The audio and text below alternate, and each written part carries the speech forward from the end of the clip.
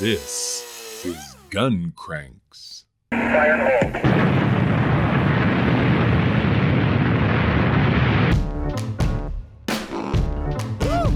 hey there, hi there, ho there. Yes, it's us again, the Gun Cranks. As I often say, we're like a bad penny and we keep coming back.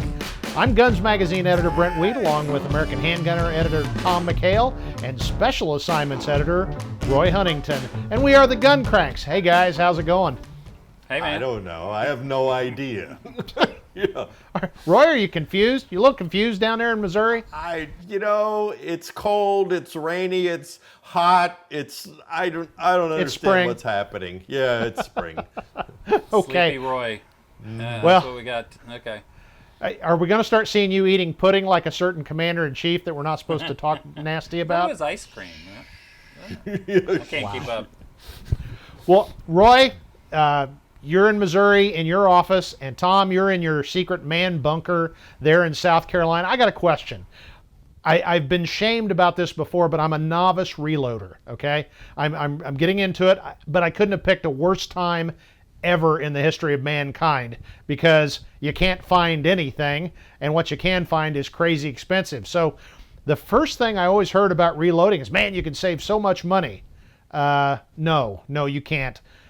Or am I just not shopping the right places, guys? Tell me, make me You gotta shop understand. with me, because I got a stock down here in my man cave, and this, since you're new to reloading, I will sell you this for $100 million. $100 million. Wow. Have I you think got a that- Frisch's Big Boy circling the globe as your alternate outer space That lair? looks like a giant. Well, never mind. No, I'm serious. You used to I be look able at this to stuff save and it's money just if you didn't count your time. I think that's always been the hidden nugget, right? What dollar value do you put on the hours you spend doing it? If you put 0 on that, you can save money, but. Well, I think 5 years ago, you could probably more readily save money reloading, especially if you're doing cast bullets, and especially if you were casting them yourself. And I think you could still probably save some money doing that if you're casting your own, especially if you're not having to buy the lead and antimony and whatnot. But I did a little bit of research just before we went on the show here, and really right now it's pretty much a solid wash. I mean, the reloading components to load 50 rounds of 9mm ball ammunition are going to cost you just about as much as one of the inflated 9mm boxes of 50 rounds are going to cost you right now. So it's kind of a wash. My contention, though, is it's fun. And I think that's what keeps me loading. I reload regularly. Now, some of it, and something to keep in mind, is I tend to shoot some really kind of weird calibers, 351 and 30-40 Craig and stuff like that. And so it's sometimes you almost need to reload in order to feed those guns, especially if you're forming brass and stuff like that. But it's a whole different side of our industry. And if you're not a loader, you need to look into it, because it's not just about, well, can I save 50 cents a box? It really shouldn't be about that for you. It should be about, how can I have even more fun shooting? And it opens the door to some of those, odd calibers and old-fashioned rifles, and dusting that gun off that your grandpa had when you were a kid and getting it back shooting again and stuff like that. But boy, you're sure right. It's hard to find components. Well, let me reframe that a little bit, but I want to comment on something you said. I disagree. I don't think it's fun, but I do think it's satisfying. I consider it like mowing the yard. Yeah. Okay, See, I don't look forward to mowing the You've got yard, a but bad attitude. it's satisfying You have when a it's done. Actually, you have a rotten attitude. Well, we've Well, known that for Brent, years. reloading Come is on, fun. But my question though is, take that aside. Maybe it's your version of fun. We I'm can't get happy past for that. you. But I get satisfied when I've got a box of ammo. But what I am noticing is I'm doing it mainly for the accuracy. But I'm wondering too is, with some of these calibers like 6.5 PRC and some of the ones that are harder to find, match grade ammo is stupid expensive and still is. And though ammo is becoming more available, I'm sure not seeing the prices go down. So do you think on especially the less popular rifle calibers, do you think I can still save some money there? I think if you're smart, yeah, if you're smart. No, I think the match thing is key, and you can reload more accurate ammo than you can buy. Now there's a big but, and there, a disclaimer there. It's not that you make better ammo, because you've been to ammo plants too. I mean, the machinery and automated stuff they have for precision and checking is off the charts, right, compared to what we could ever have. But what we can do that they can't is we can size ammo for our specific rifle. You'll see the difference on a rifle more than a pistol, but you can size it for the chamber. You can, set the seating depth precisely to the optimum setting for your gun. So, well, there's a reason why bench rest shooters all reload their ammunition, and a good bench rest shooter will shoot the same 20 brass cases through the entire 200 round match. Reloading them in between stages. And so I agree with what Tom said. It does give you the consistency that you need. And I think if you're just a factory kind of a guy and you buy a factory bolt action precision rifle and you bought factory precision, ammunition, you're not going to beat that reloading probably, because you're not going to put the time and effort to do it. You'll probably be shooting up to your capacity and the rifle's capacity. But if you just want to have some fun, get that 30-06 bolt action rifle. Brent doesn't understand fun. No, Roy. no. Although, you know what? He is not fun because he doesn't find fun in reloading. I worked with him through his first reloading thing. I remember when he was brave and collecting the components and all that kind of stuff. And I know what he said about it's satisfying, because when you made that first cartridge and you were holding it in your hand, tell us what you thought. I was proud. I felt a feeling in my chest that was something I hadn't felt in years, nay decades. I was proud. I had built ammunition. Did you name it? Golly. I did, and I've still got that one round. I'm not going to fire it. So I'm a little scared changed? to fire it too. You had but daddy issues now or something, or what? daddy issues with my ammo. With your ammo, yeah. Okay. I know. We better segue in a different direction.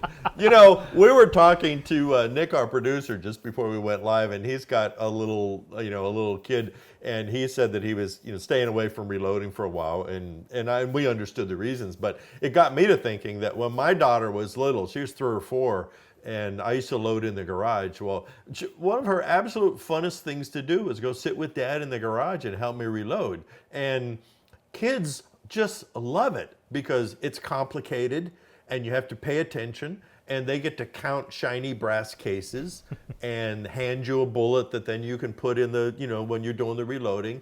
And they really help you a lot, and it makes them feel really good. Madison loved it. She used to always say, "Hey, Daddy, can we reload today?" And I'm not sure that she even really understood what we were doing, but all I know is that she would periodically tell me, "You've done 34, and you have 24 more to go." Wow.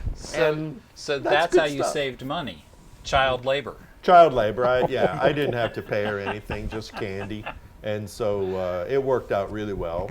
Yeah, so there's that. Wow. So, I've been buying. I've bitten with the bug, so I'm continually looking for stuff.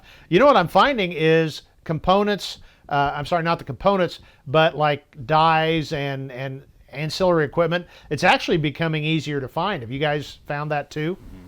Yeah, I agree with the you. gear's not too bad now. The primers are killing me. I've got a stock, but they still seem to be about double what they at the price point they sat for years and years. So I'm afraid that's the new normal, which is no fun.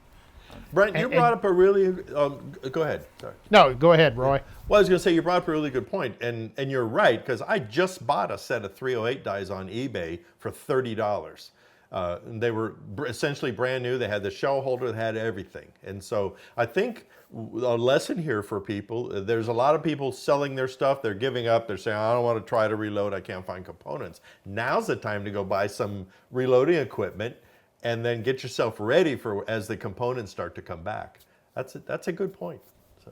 Well, what I like is, talking some inside baseball kind of stuff, it takes us a couple of days to edit this all down and get it published and all that. That gives me a couple of days to get on eBay and snag up all of those bargains. So, folks, don't bother to go to eBay. I will have already bought everything. Thank you, Roy, for the tip. Delayed due to technical difficulties. Exactly. Oh. Reloading is fun. I don't hate it. I don't look forward to it every day. I look forward to the satisfaction, again, just like mowing my yard. But I will say I'm glad I've started, and now that components and equipment are coming back, I'm really excited about it. So let me close with that one question. Aside from the fun, Roy, what's your main reason for doing it?